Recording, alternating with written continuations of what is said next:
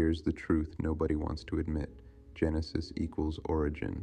DNA equals origin. Same meaning, different packaging. One is scientific truth, one is religious storytelling. They both point to how did life begin, but Genesis gives you a story of two people.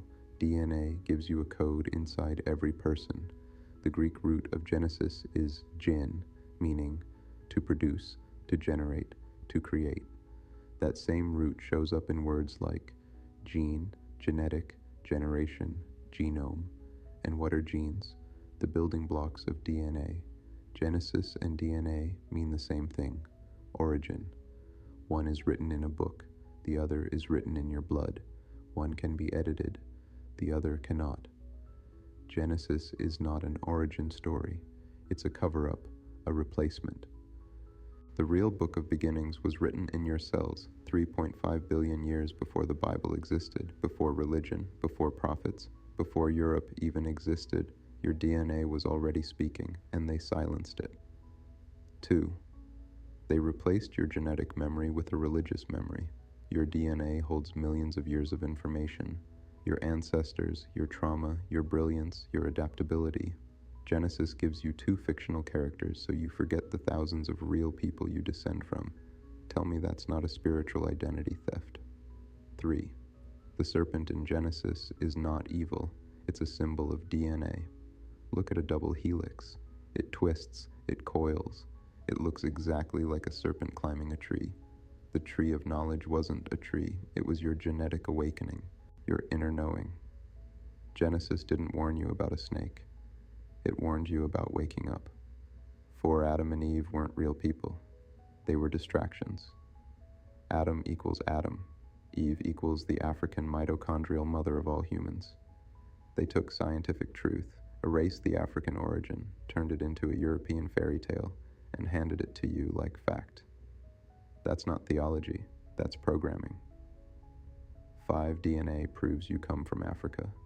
Genesis moves your story out of Africa on purpose. Because if you knew your bloodline started in the cradle of humanity, if you knew the first human was a dark-skinned African woman, if you knew divinity walked in melanin, you would never bow to a pale god again. Power starts with origin. Erase the origin, you erase the power. 6 DNA shows life evolves upward. Genesis says humans fell downward. Look at the game. DNA says you grow. Genesis says you sinned. DNA says you adapt. Genesis says you disobeyed.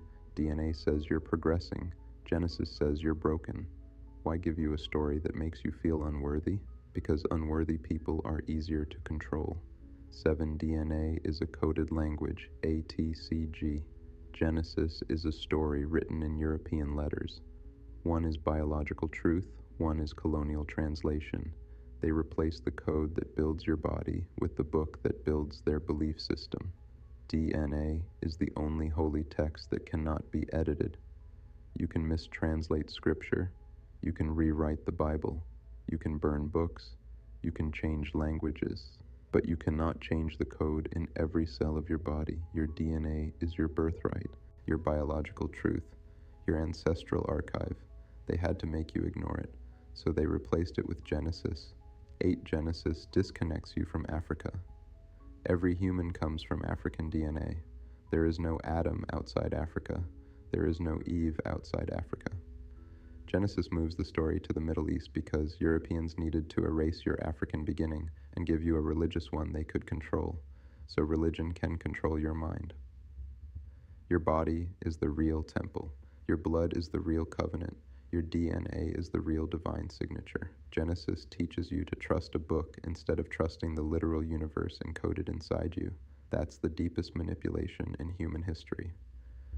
9 DNA tells you you're a descendant of stars. Genesis tells you you're a descendant of dust. One is cosmic, one is demeaning. They lowered your self-image because a low image is easier to colonize. Final thought. Genesis was written to make you forget the universe printed your origin inside your cells. They replaced the code of creation with a story of submission. Your DNA is the real scripture, and the moment you decode it, the Bible loses its power over you.